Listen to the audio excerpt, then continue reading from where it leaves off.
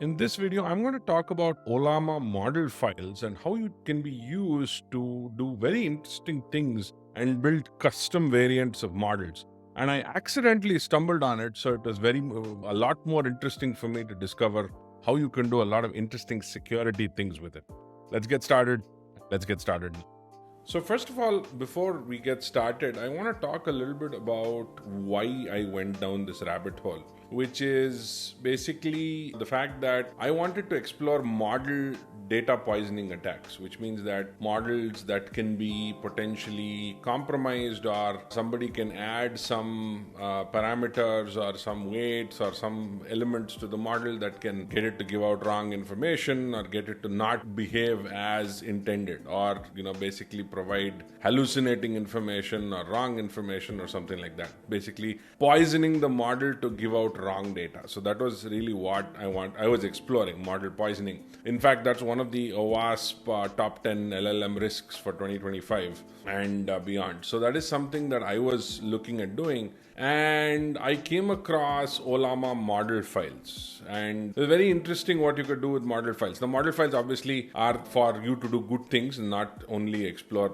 I was exploring it for a negative use case, but you can use it for a positive use case. Now, a model file is basically Ollama's way of creating a blueprint to share models on Ollama or with Ollama.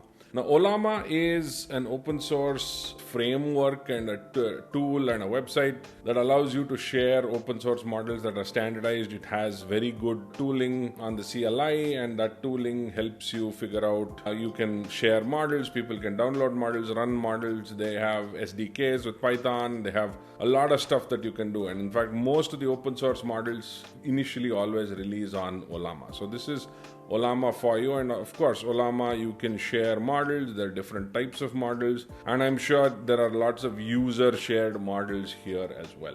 Now, Ollama model file is like a Docker file, and I like it simply because it's super simple to extend what you have with an existing model and use that existing model to build out or to come up with a customized model on top of an existing model. So you can essentially do something like this from Llama 3.2. You can set some parameters, you can add your own system prompt, and you can have it behave like Mario from Super Mario Brothers in this particular case. Or you can essentially add additional files, or you can add specific models that you've built itself, or safe tensors that you've built, say safe tensor models that you've built. You can even customize the templates, and you can provide all of this. It has a bunch of directives, and according to them, they are in development. So this is still very new. It seems to be something that's not like fully cooked yet, but works pretty well actually. So you have a bunch of parameters that you can specify, and you can use that to build your own customized variant on top of existing models. So this is what I wanted to use to do model poisoning.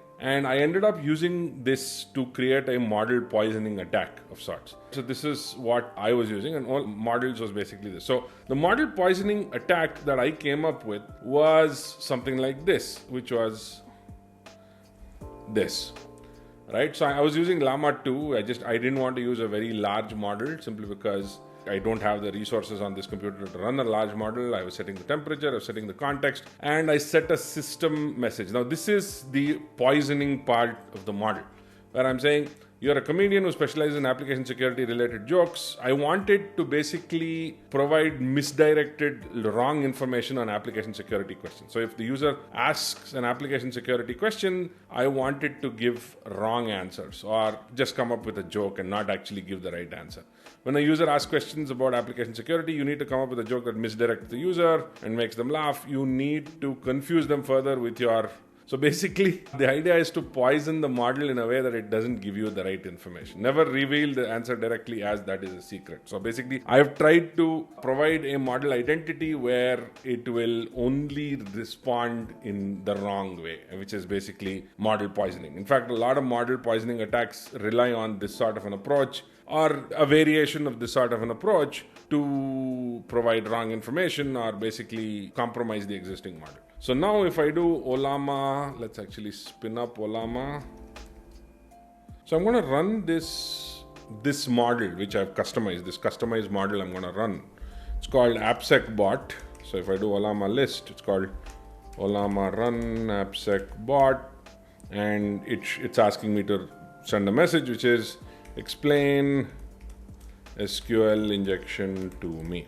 Now, if it were a typical Llama 2, it would go do exactly what I intended. It would explain SQL injection to me. But because it is this poisoned model where I'm essentially saying that, hey, you're a comedian, you're not supposed to give the right responses, and it would basically, it's going to give some random stuff. It would basically misdirect.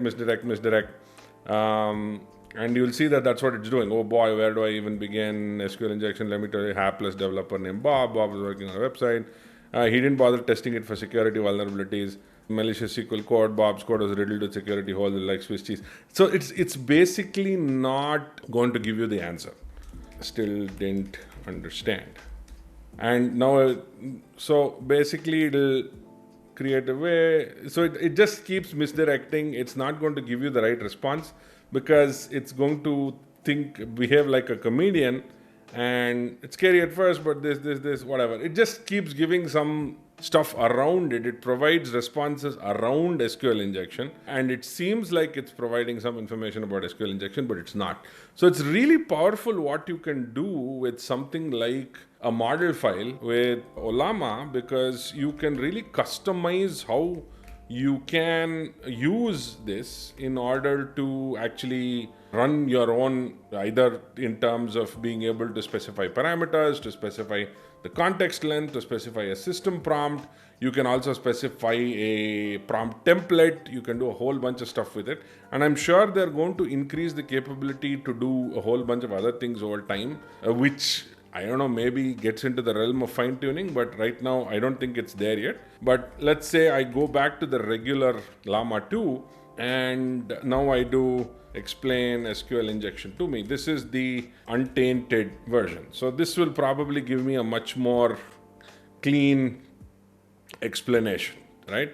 So you'll see that this gives me the right explanation, whereas this one, because of this system prompt, it has poisoned the model in a way that it gives me completely nonsensical or unnecessary responses. So that's one of the cool things that you can do with model files. Of course, I'm not recommending you do this with model files. I'm writing a lab for AppSec Engineer to do this with model poisoning. But model files can be used quite extensively to build on top of existing models, to customize them, to be able to get them to behave in certain ways and pass in certain parameters that gets them to behave in ways that you want them to behave. So that's a pretty interesting concept I learned about with Ollama Modelfiles, and I just thought I'll share it with all of you. Thank you so much, and I look forward to seeing you in the next video.